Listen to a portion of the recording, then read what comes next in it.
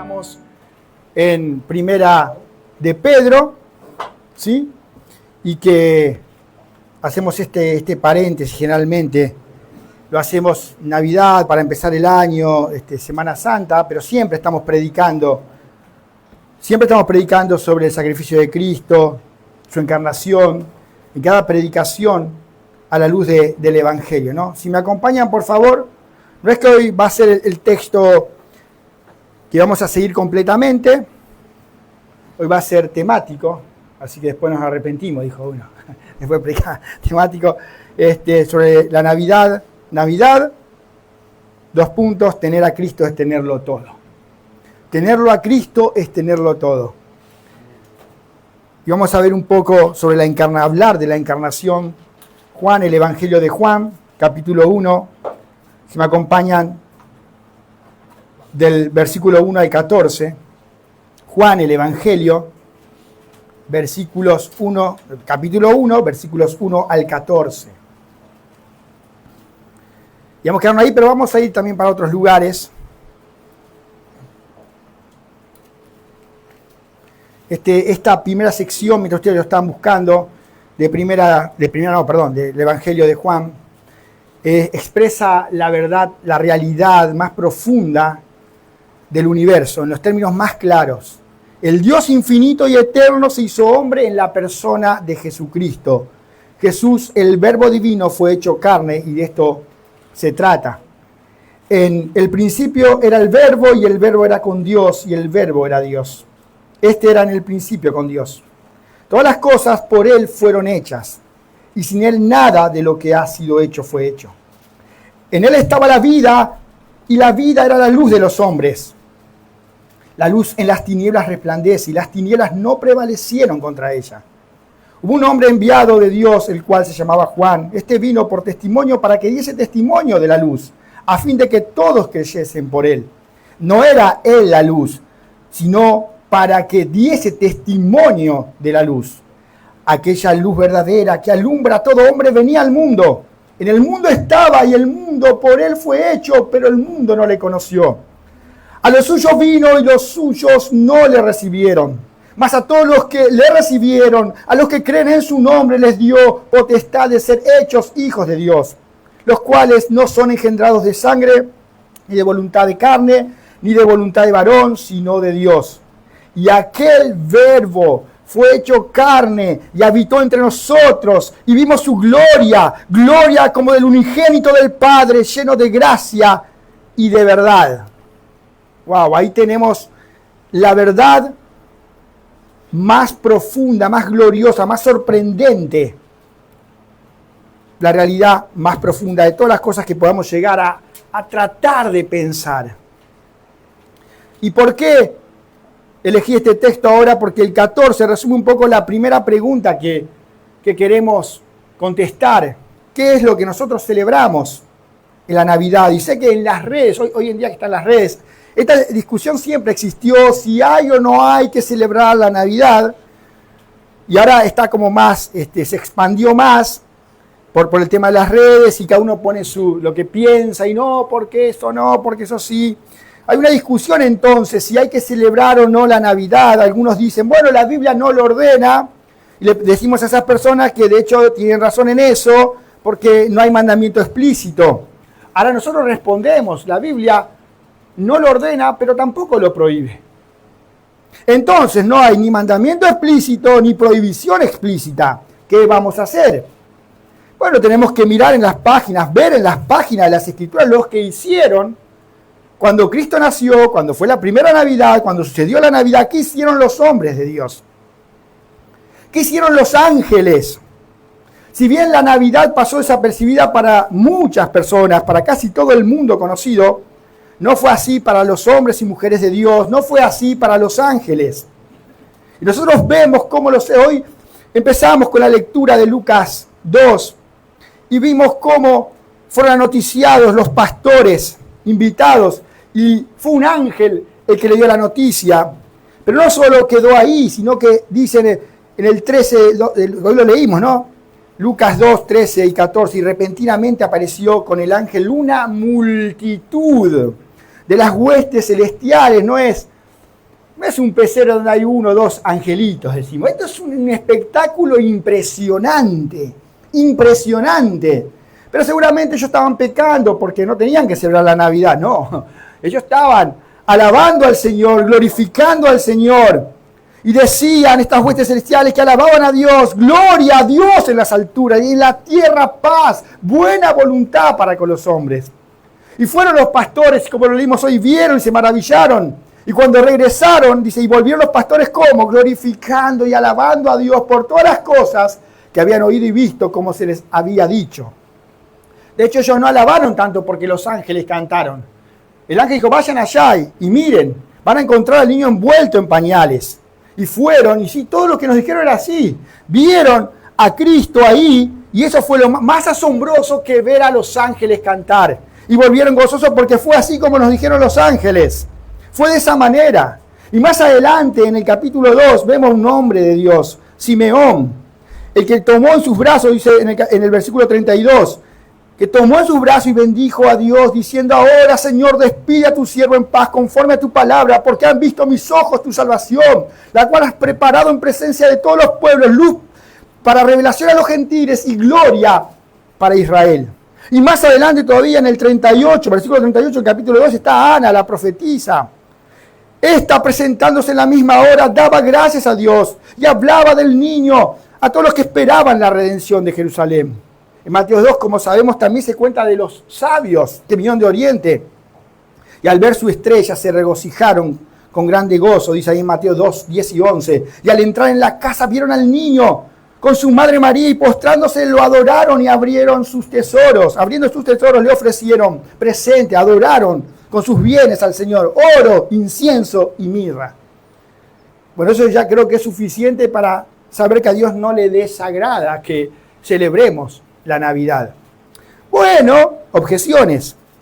Pero la mayoría que la celebra no son creyentes, son paganos. Bueno, con ese criterio, porque lo hacen los paganos o no creyentes, nosotros tendremos que dejar de hacer muchas cosas.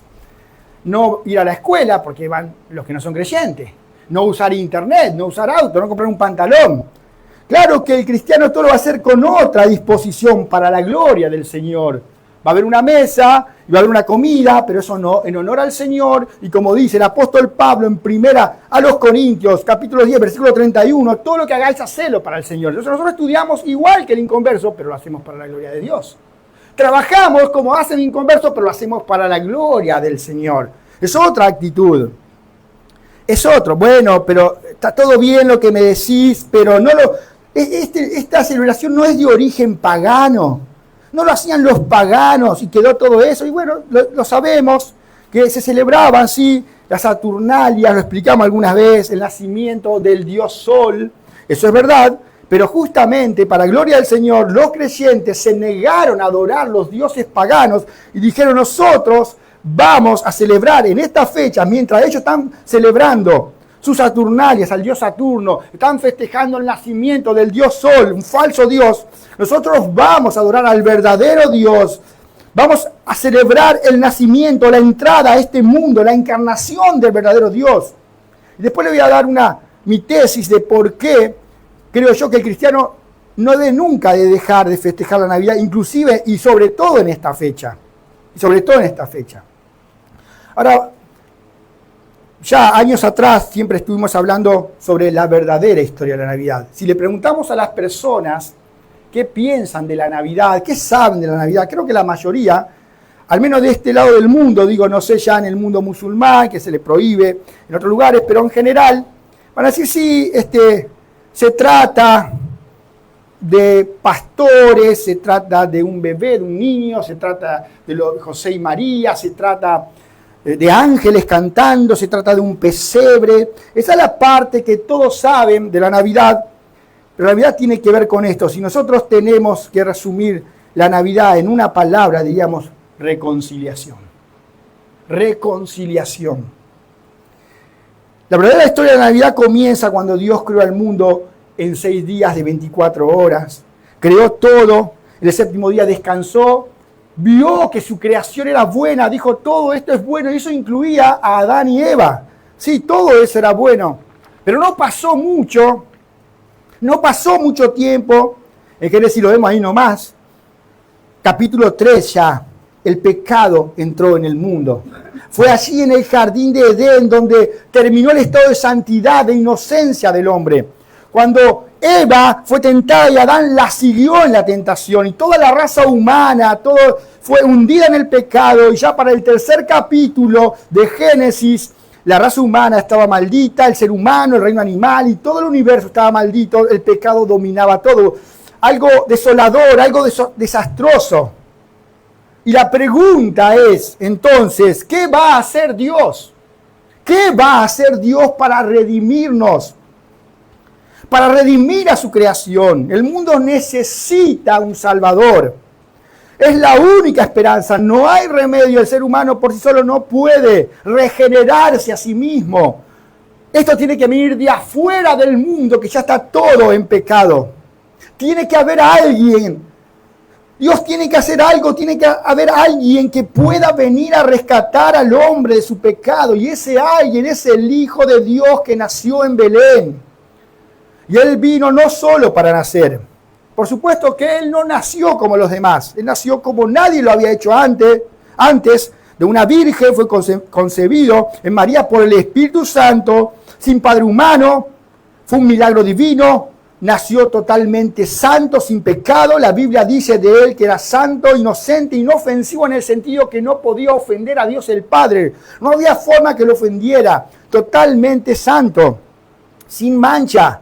Único, apartado de los pecadores, vivió una vida perfecta. Sin embargo, y esto es clave, Él no solo vino a vivir una vida perfecta, es clave que haya venido a vivir una vida perfecta, claro. Pero si solamente nacía de la forma que nació, como tenía que ser, y vivir una vida totalmente perfecta después, y en un momento dice, bueno, ya me cansé de estar en la tierra con hombres pecadores, voy a ascender, y se iba, para nosotros no tenía ningún significado. Nada. La pregunta es, en cuanto a su vida perfecta, ¿qué haría su vida perfecta a favor de pecadores?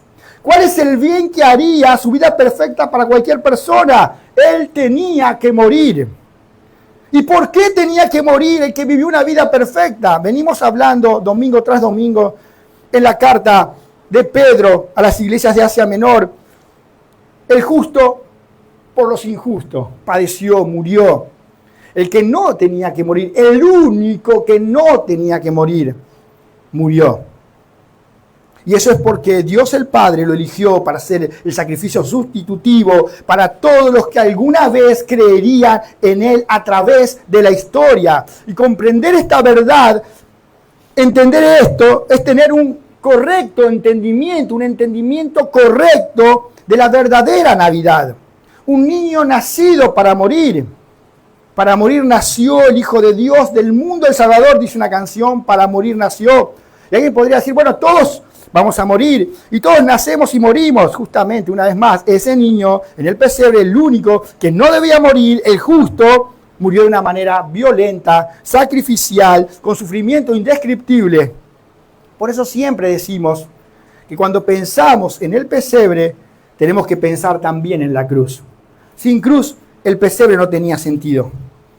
Por eso, como alguien dijo, la sombra de la cruz se puede vislumbrar en el pesebre. Se ve en el pesebre. Si sin cruz, para nosotros no tendría sentido la Navidad, no tendría sentido el nacimiento si Él no hubiera puesto su vida a favor nuestra.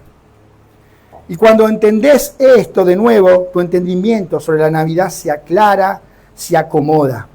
Entonces dijimos, si tenemos que hablar en una sola palabra, la Navidad, eso es reconciliación.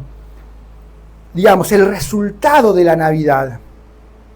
¿Para qué la Navidad? ¿Por qué la encarnación? ¿Para qué el nacimiento? Porque eso es lo que estamos celebrando. Y por eso tomamos Juan 1 al 14, estamos celebrando la encarnación. Hay un pasaje, si quieren acompañarme, alguno hasta lo podría decir de memoria, 2 Corintios 5, 17 al 21. ¿Quieren una cita sobre la Navidad? Ahí la tienen. Ahí la tienen. Sin mencionar la Navidad. Esto es Navidad. Porque para eso vino el Hijo de Dios.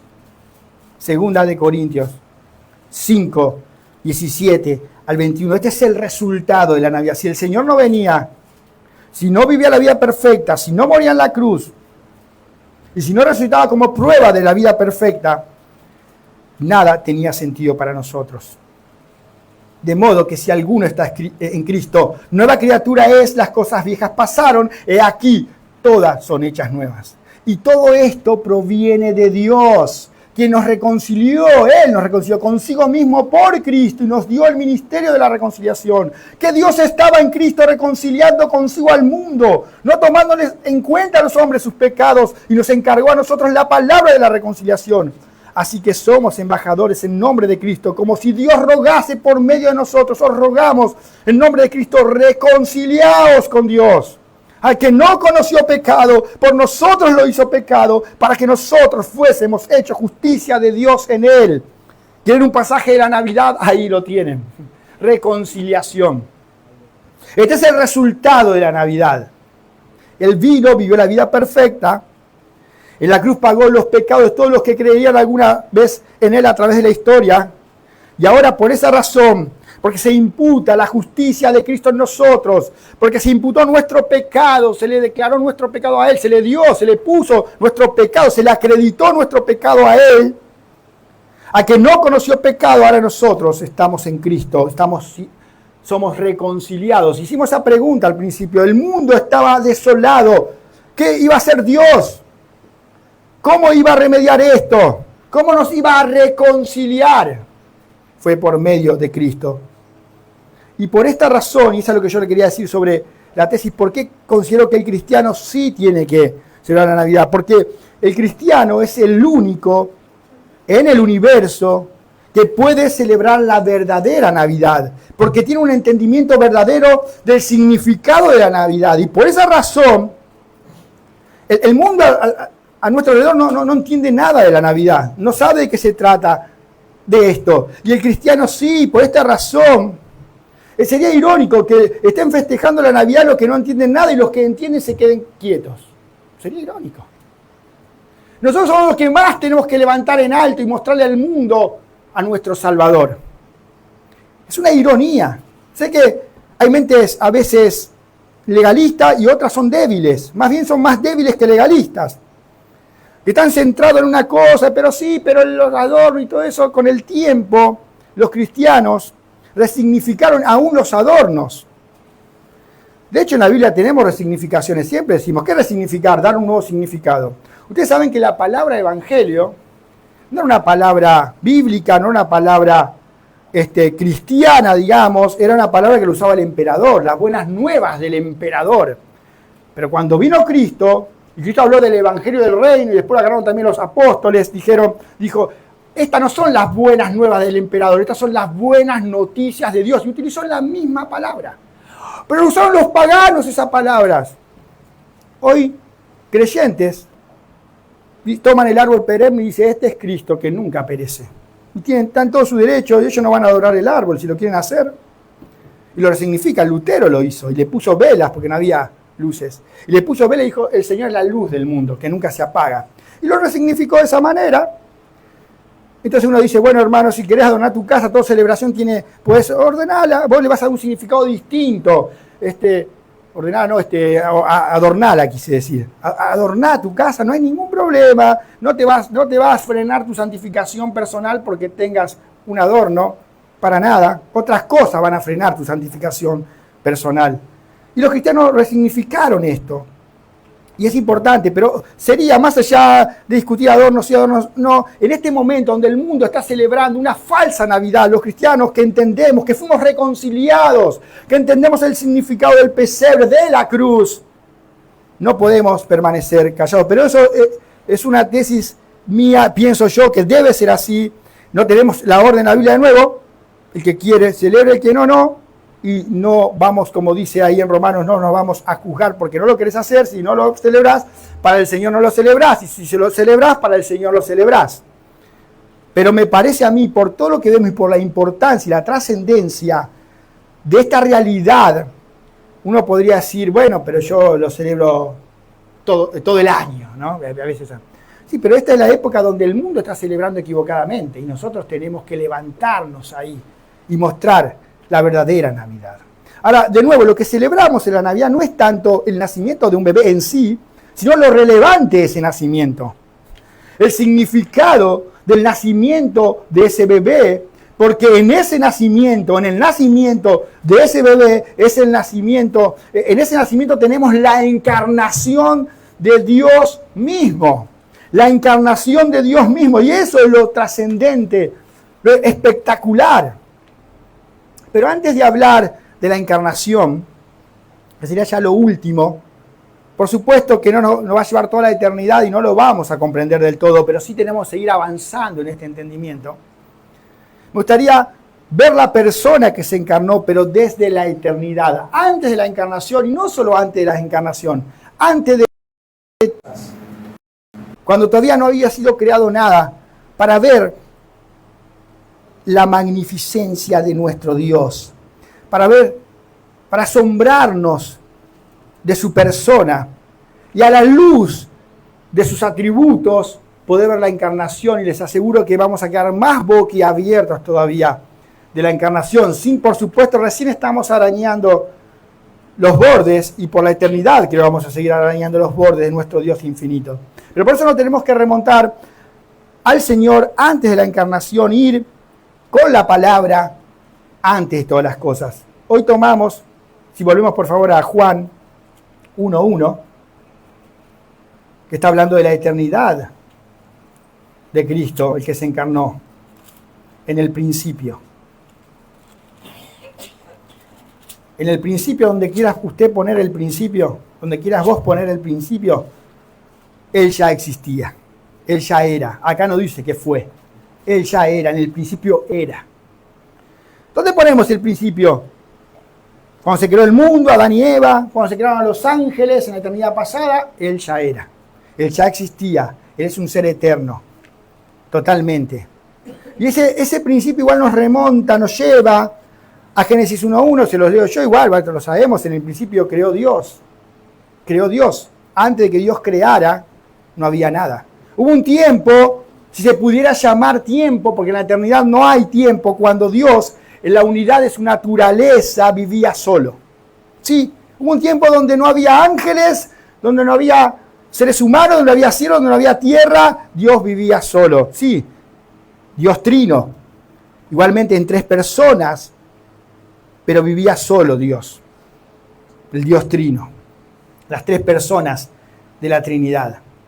Así que en el principio Dios, y cito a un comentarista, a un teólogo erudito, Arthur Pym, que dice, no había cielo, antes del principio que Dios creara, no había cielo donde su gloria es particularmente manifiesta ahora. No había tierra para atraer su atención, no había ángeles para cantar sus alabanzas, ni ningún universo para ser sostenido por la palabra de su poder. No había nada ni nadie excepto Dios. Y eso no por un día, no por un año, ni por un siglo, sino desde la eternidad, como dice en Isaías 43:13, aún desde la eternidad yo soy. Se los leí de la Biblia Las Américas, ¿no? Aún desde la eternidad yo soy. Ya existía Dios desde la eternidad, cuando nada existía. Ahora, durante la eternidad pasada Dios estaba solo, pero completo, autosuficiente, satisfecho en sí mismo, sin necesidad de nada. Pensemos por un momento, razonemos.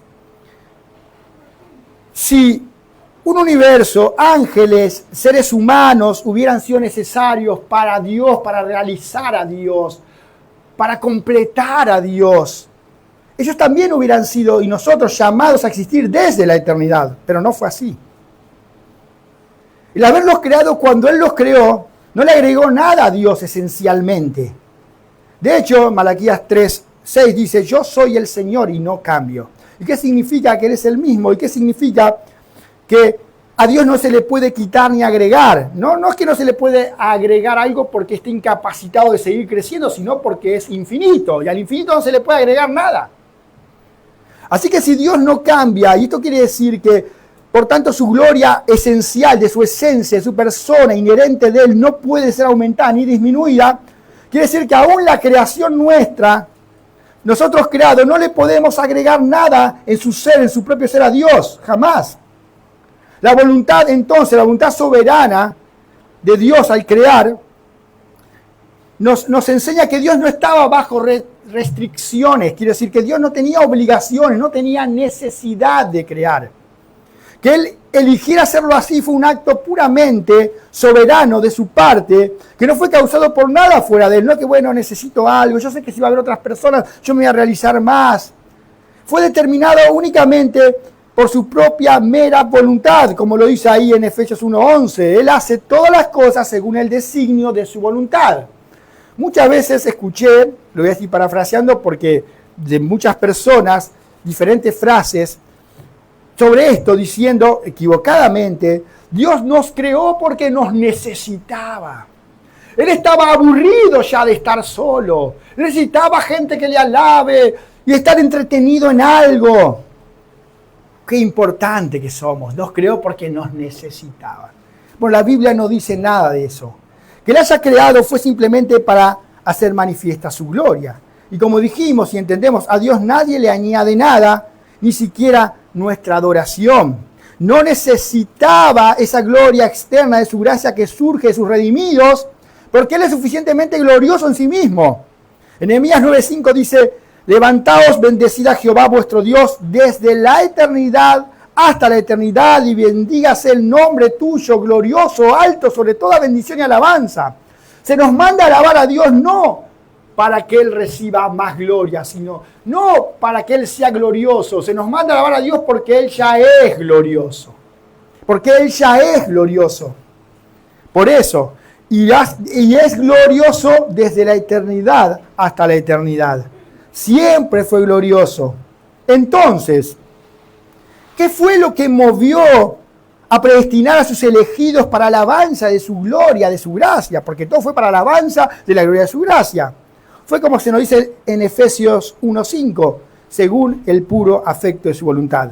Si queremos hacer preguntas y obtener respuestas de la palabra, ¿por qué el Señor creó al hombre? ¿Por qué esto? ¿Por qué aquello? La respuesta bíblica, la divina respuesta es según el puro afecto de su voluntad. Puro afecto de su voluntad, puro, no mezclado con nada, no condicionado con nada. Al final de Romanos 11, y recordemos que Romanos es 9, 10 y 11 es una unidad teológica donde el apóstol pone fin a su largo, en el 11 pone fin a su largo argumento sobre la salvación por pura gracia soberana y dice, porque ¿quién entendió la mente del Señor? ¿O quién fue su consejero? ¿O quién le dio primero a Él para que fuese recompensado? Y el énfasis ahí es que es imposible poner al Todopoderoso, poner a Dios bajo obligaciones con la criatura. Bueno, yo aconsejé a Dios, ahora Dios me debe recompensa. Yo estoy haciendo tal cosa, Dios me debe. ¿Quién? ¿Quién fue su consejero? ¿Quién entendió la mente del Señor? ¿Quién le dio a Él primero? El Señor nos dio primero y nosotros le damos de lo que Él ya nos dio. Él no está bajo ninguna obligación. Cuando Él nos dio algo a nosotros no le habíamos dado nada a Él. Entonces no fue por una obligación que Dios tenía lo que nos da.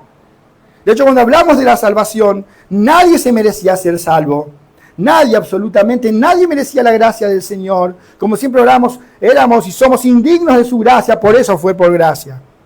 Podemos decir entonces con Job, en el capítulo 35 de Job, donde dice en el versículo 7, si fueres justo, ¿qué le darás a él? ¿O qué recibirás de su mano? Bueno, de hecho, ya el ser justo por la obra de Cristo, más bien fue algo de Él hacia mí. Y ahora le damos lo que Él ya nos dio. Así que nada de lo que nosotros hacemos puede afectar a Dios bendito enteramente en sí mismo. Bendito enteramente en sí mismo. Cuando hayas hecho todo lo que ha sido ordenado, decir, siervos inútiles somos. Nuestra obediencia no ha bendecido a Dios en nada. Aclaramos que es perfectamente cierto que Dios es honrado y deshonrado por los hombres, pero aclaramos, no en su ser esencial. Yo puedo decir, yo no le estoy dando gloria a Dios en mi vida, la gloria de Dios no se está viendo en mi vida, pero a Dios en su ser esencial no le disminuye nada eso. Ahora, en mí sí, se disminuye o se ve con más nitidez o no se ve. En ese sentido, eso es una verdad es igualmente glorificado no por nosotros o deshonrado por nosotros.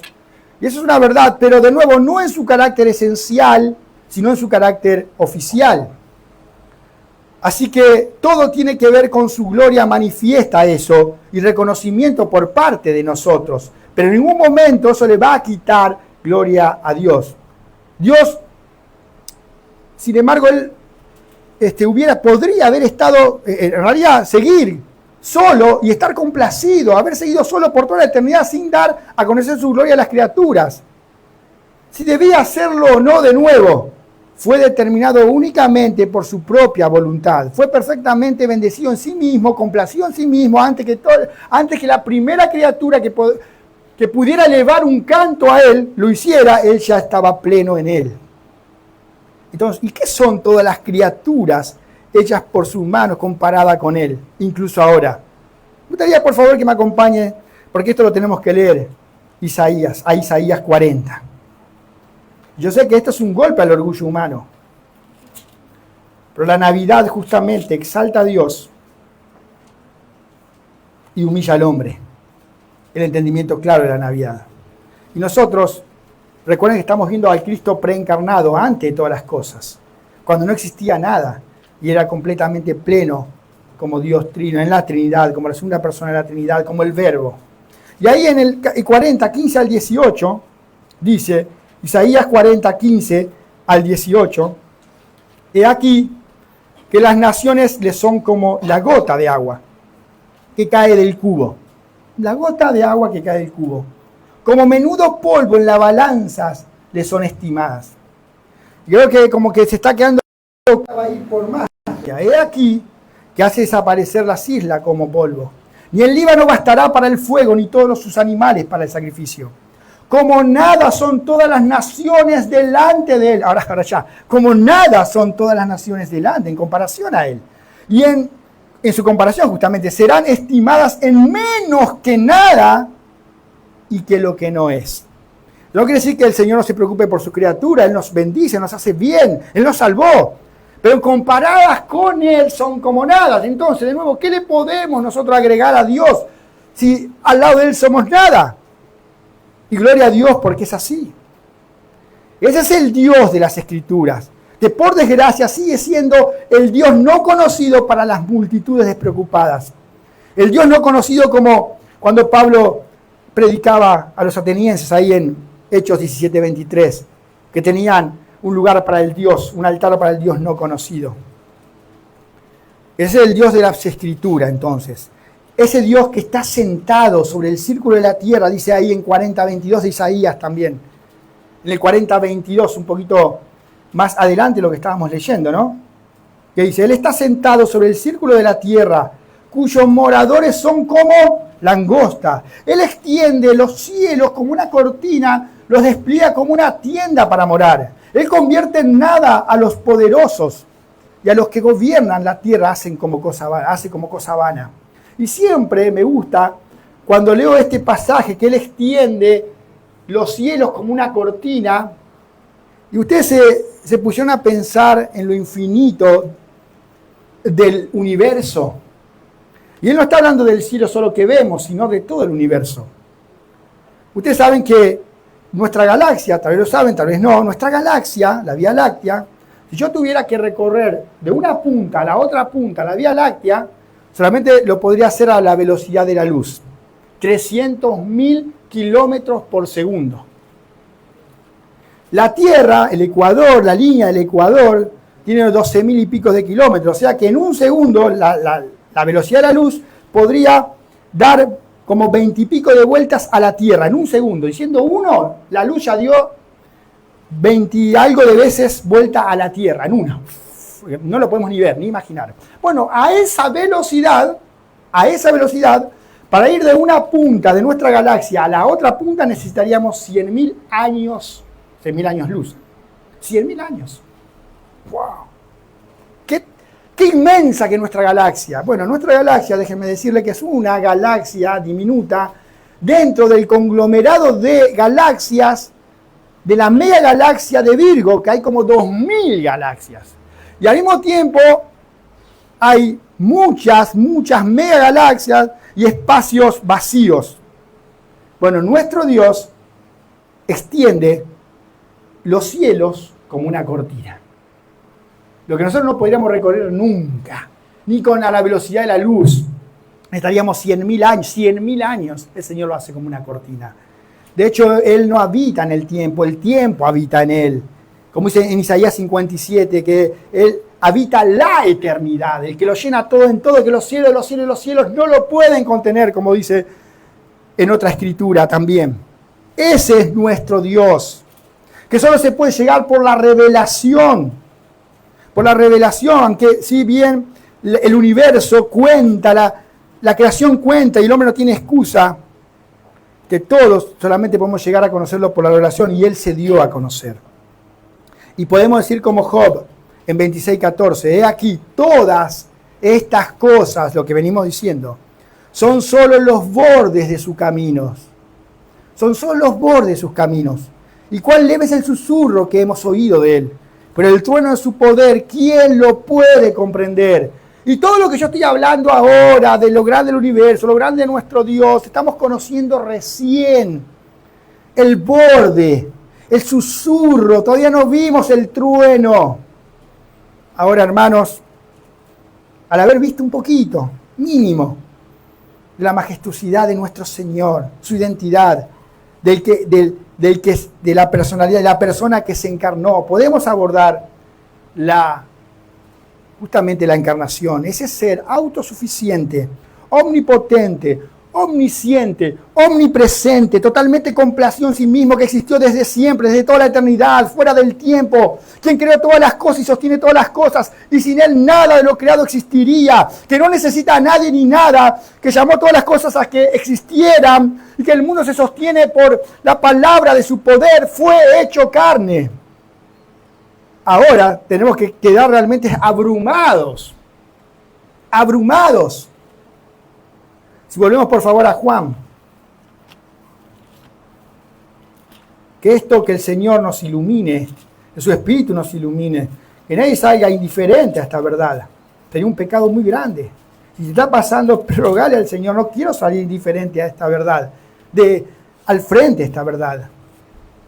Porque sin duda esta es, que el verbo fue hecho carne, es en el 14 de Juan, del Evangelio 1:14, es la verdad más profunda e inescrutable en toda la historia del universo, porque indica que el infinito se hizo finito como hombre, que el eterno se conformó al tiempo, el invisible se hizo visible y el sobrenatural se redujo a sí mismo a natural, sin dejar de ser Dios al mismo tiempo.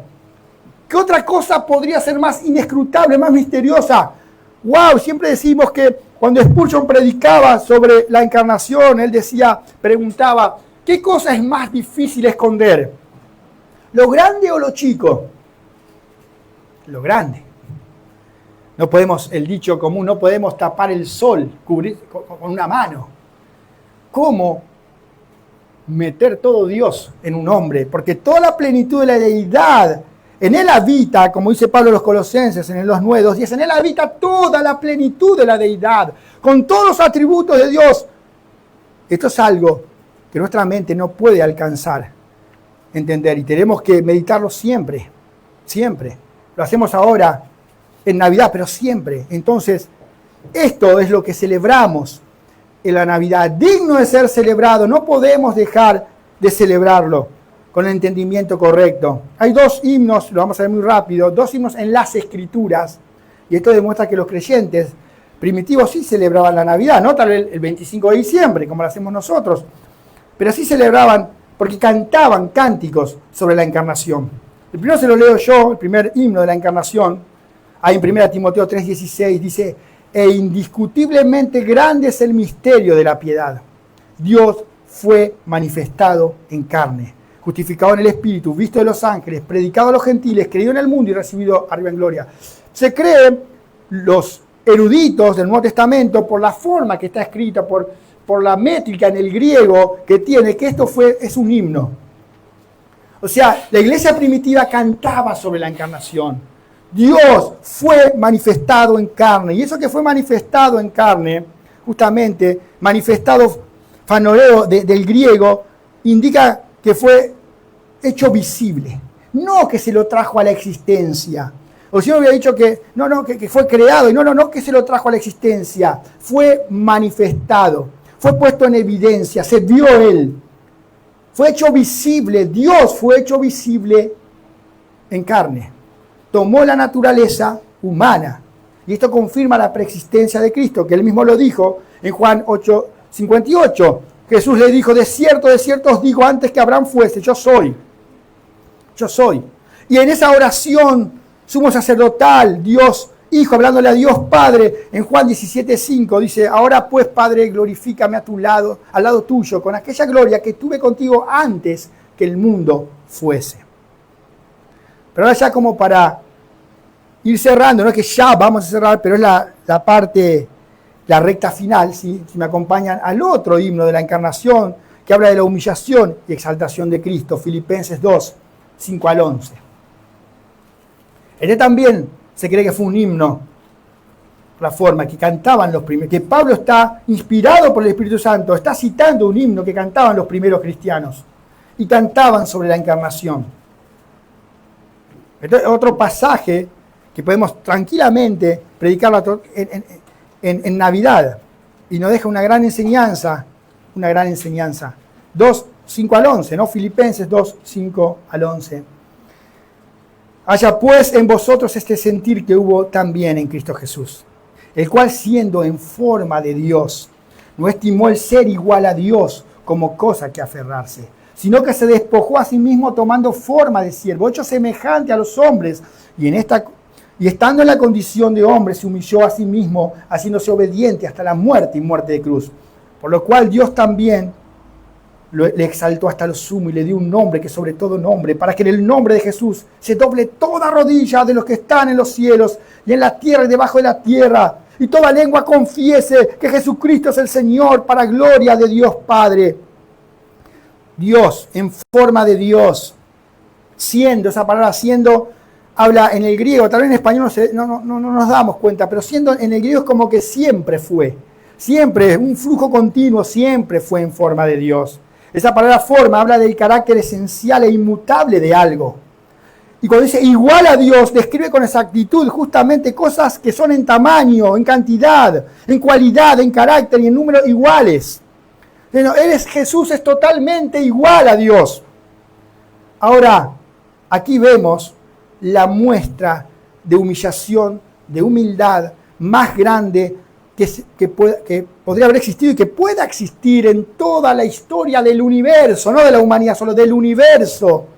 Siempre decimos que cuando el hecho de que Dios tomó forma de hombre es algo que no podemos nunca nosotros comensurar, no podemos medir, no podemos. Tal vez yo diga, bueno, como hombre se humilló, no puedo entender los misterios de la cruz, pero que un hombre se humille puedo entender. Tal vez hasta cierto punto, vamos a jugar con la imaginación, no va a pasar, no existe, pero viene ahí con la varita mágica y te convierte en perro. Bueno, de hombre te pasaste a perro. Sé lo que es un hombre y sé lo que es un perro. No quiero ser como Colita acá. Pero cuando decimos que Dios tomó forma de hombre, no hay manera, porque si Él es infinito, totalmente, no tiene final, es eterno, que el infinito entró a lo finito haciéndose hombre, que lo eterno haya entrado en el tiempo y en el espacio, que el que sostiene todo ahora está sostenido como hombre por su propia creación, el que lo creó todo, como leíamos en Juan. Wow, esto no sé dónde poner el momento, la altura en que empezó a descender, porque es infinito.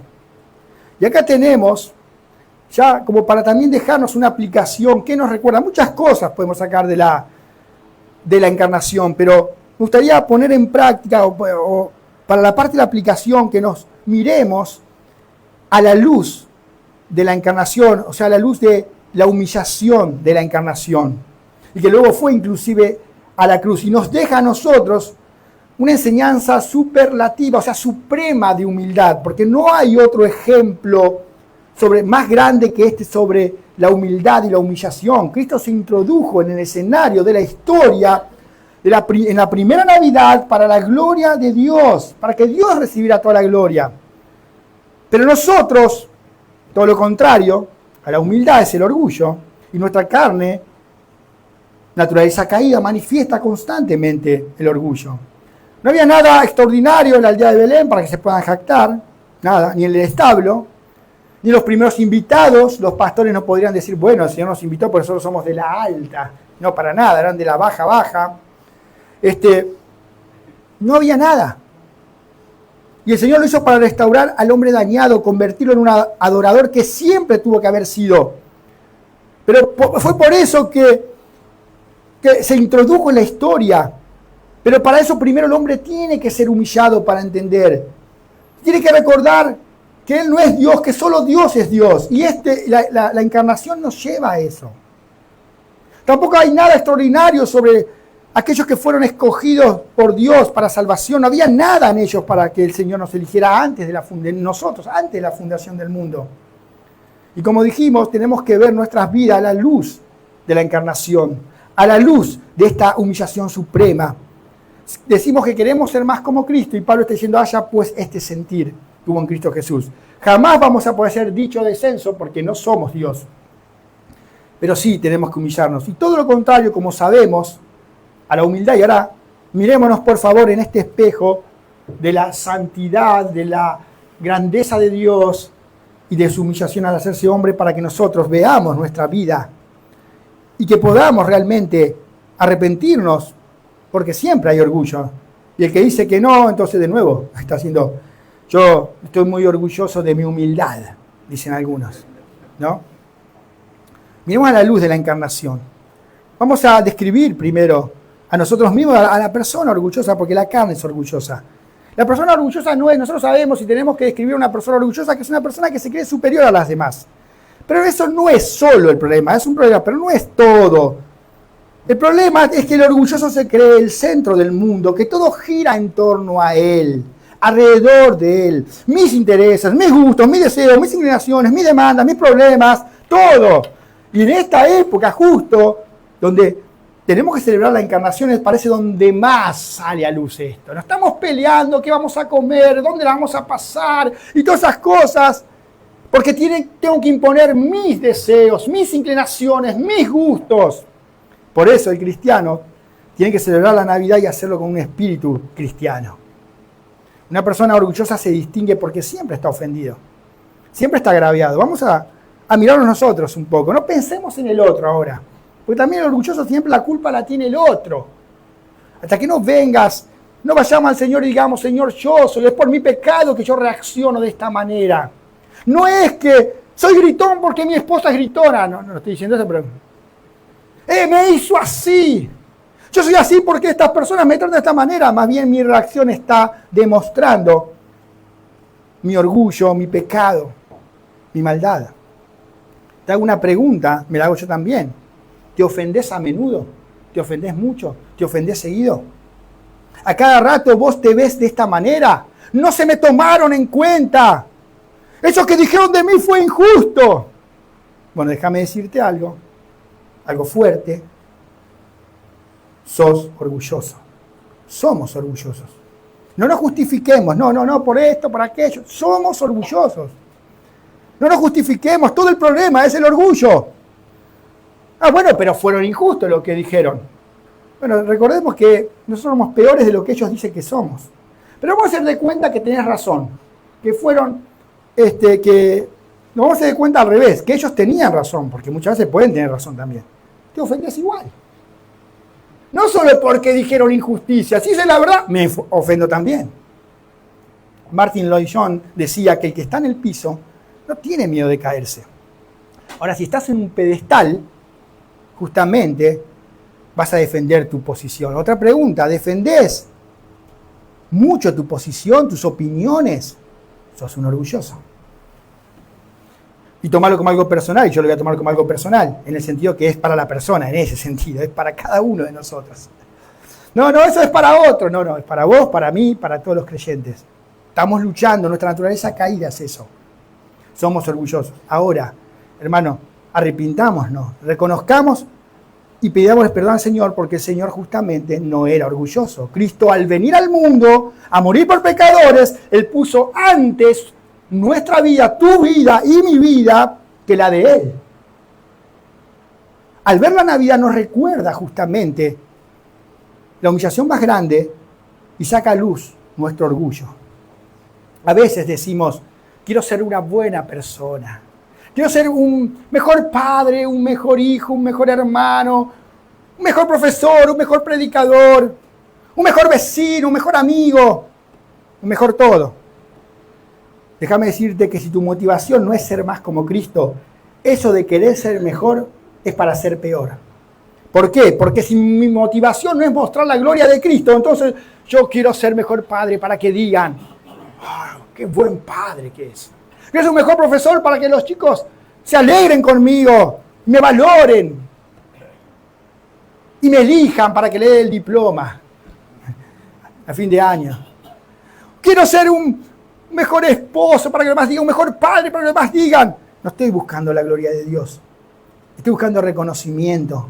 Y cuando no me dan lo que yo creo que merezco, porque me estoy esforzando para eso, me enojo. Y eso también es orgullo. Hay una línea delgada de realmente, no te voy a decir ser mejor, entre eso de ser mejor, pero en realidad no es que, es ser más como Cristo. El Señor no vino acá a morir para ser un mejor Marcos. No hay eso de mejor Marcos, es para hacerme como Cristo. Para hacerme como Cristo. Recordemos una vez más que el primer himno de Navidad nos recuerda para quién era la gloria. No era para nosotros. Gloria a Dios en las alturas y en la tierra, paz para los que gozan de su buena voluntad. Para nosotros paz, para Él toda la gloria. Para nosotros paz, para Él toda la gloria. Todo comienza por la gloria de Dios. El foco de la Navidad es la gloria de Dios. Cristo nació para la gloria de Dios. Y tan pronto como nosotros ponemos al hombre en el centro del escenario, perdemos el foco, que es la gloria de Dios. Nosotros no somos los protagonistas de la historia. El protagonismo le pertenece a Dios. El protagonismo le pertenece a Él, como dice en Romanos 11:36, porque todas las cosas proceden de Él y existen por Él y para Él. A Él sea la gloria por siempre. Amén. Pero decirle algo también maravilloso de la Navidad, como lo que estamos hablando, ver la humillación de Cristo, pero algo más. Dijimos que Él es el protagonista de la historia y para Él es toda la gloria. Entonces, para concluir, quiero decirle entonces que pensar en la Navidad también nos recuerda que Dios el Padre nos regaló al protagonista de la historia. Nos regaló al protagonista de la historia. La gente acostumbra a hacerse regalos en Navidad. Estás esperando tu regalo y tal vez si no llegó te ofendes un poco. Armindo estaba regalando cosas vestido de Papá Noel hace un tiempito. Estás esperando. Escribirle tu cartita. No, ahora yo te quiero decir, ya tenemos el mayor de los regalos. Si Cristo, dijimos que Cristo es infinito. El infinito se hizo finito. Lo eterno entró en el tiempo y espacio. ¡Wow! Cristo en nosotros es el mayor regalo, la mayor gloria, lo más importante de todo. Si Cristo es lo más, es todo, entonces tenemos todo como regalo. Lo tenemos a Él es el regalo infinito, el mayor de los regalos, porque Cristo es todo. Y tener a Cristo es tenerlo todo. Ahora, no tener a Cristo, vivir sin Cristo, es tener una existencia miserable aquí y ahora. Sin Cristo es tener una existencia miserable aquí y ahora. Una pérdida total, y va a ser una pérdida total cuando traspase los límites de la eternidad. Pérdida total sin Cristo. Ahora, aunque no tengas nada aquí, si tenés a Cristo, lo tenés todo. Por eso, para concluir, decirte, no te pierdas la Navidad. Y no estoy diciendo no te pierdas la cena del 24 o del 25. Te estoy diciendo, no te pierdas a Cristo. No te pierdas a Cristo. Él es todo. En ningún otro hay salvación. En ningún otro hay salvación. Ahora, sin Cristo, solo hay condenación. Padre Celestial, te agradecemos por tu palabra. Gracias porque ese Dios infinito que habitaba solo, el Dios Trino, porque vos, Padre, con el Hijo y el Espíritu habitaban solos, complacidos. No tenían ninguna obligación de nada, pero creaste al hombre y más que eso. Tu Hijo se encarnó. Vino a remediar el problema. Estábamos condenados con toda justicia. Condenados con toda justicia por nuestro pecado. Pero fuimos reconciliados. Vos mismo, Padre, en Cristo nos estabas reconciliando. No tomando en cuenta nuestros pecados. Porque hiciste pecado al que nunca había pecado, al que no conoció pecado, para que nosotros seamos justicia de Dios en Él. ¿Y qué otro regalo puede haber más que este? Ninguno. Señor, que a la luz de estas verdades también podamos nosotros examinarnos y saber que la Navidad de la Encarnación es para tu gloria, no para nuestro deleite. Sí, podemos compartir, tener un ágape con hermanos, en familia, pero es para tu gloria, es para tu honor, es para tu honra. Es para tu honra. Y que el mundo vea eso. Que el mundo vea nuestras alabanzas, nuestro regocijo, nuestro entendimiento. Que todo es para tu gloria y para tu honra, Señor. Decirle al mundo, hablarle del verdadero Dios que se encarnó y vino a vivir la vida perfecta y morir en la cruz para salvación, para que todo aquel que en Él cree no se pierda, mas tenga vida eterna. Señor, que en esta Navidad, así como Cristo nació hace más de 2000 años, tu Hijo nazca en los corazones de aquellos que hoy no te tienen, Señor. Que coman del pan de vida que es Cristo para salvación. Que lo miren en fe y arrepentimiento. Que sea tu Espíritu Santo trabajando. Rogamos por nuestras familias. También van a festejar seguramente los que no te conocen, los que no te tienen, Señor. Que Cristo les nazca. Rogamos por nuestros vecinos, rogamos por nuestros compañeros de trabajo, por los conocidos, Señor. Que en esta Navidad seamos ejemplo, levantemos la voz y que Cristo le nazca en sus corazones para salvación, para tu gloria y para tu honra, Señor. En el nombre de Jesús. Amén.